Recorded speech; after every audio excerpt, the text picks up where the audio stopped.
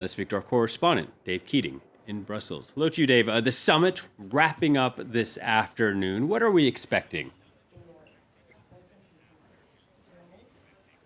Well, we did just have a breakthrough of sorts on one of the big areas of disagreement that were hanging over this summit, and that's about IP rights for making COVID-19 vaccines.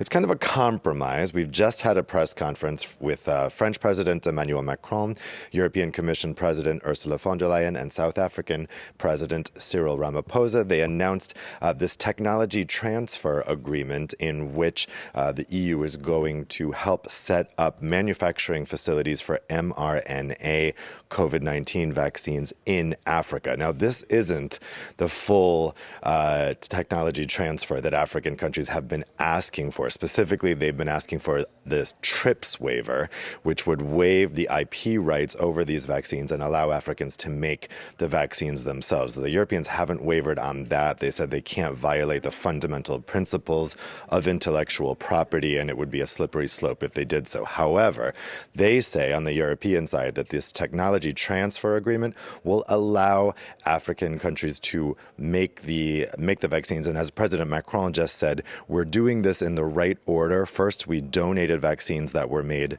here, and now we're having the vaccines made in Africa. And President von der Leyen said Europe understands the frustration of Africans. They understand the problem. She noted that right now, of all the vaccines that are being administered in Africa, only 1% were produced in Africa. She said that the goal under this technology transfer agreement is that by 2040, that number should rise to 60%.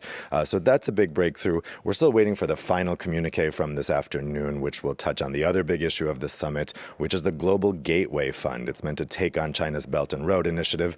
It's 150 billion euros for Africa over the next 7 years. The EU wants guarantees about transparency and governance in order to hand over this money. But also, as you said, they want to emphasize that this is a new type of partnership and they don't want the traditional donor-recipient paradigm. Yeah, Dave, real quickly, this summit's goal was to sort of reboot the partnership between Europe and Africa. Has it lived up to that billing?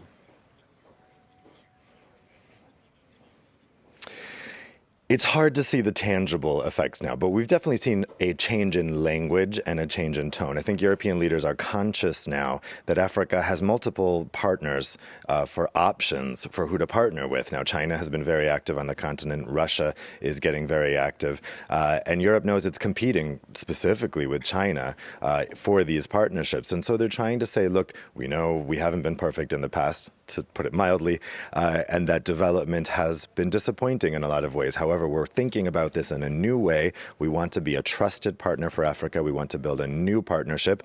Right now it is, though, mostly words. I think the proof will be in the pudding, and specifically in how this Global Gateway Fund is managed, and also in how this technology transfer agreement is managed, and to see if eventually it can fix this situation where so little of the vaccines are being produced in Africa. All right, Dave, thank you very much. Dave Keating reporting from Brussels.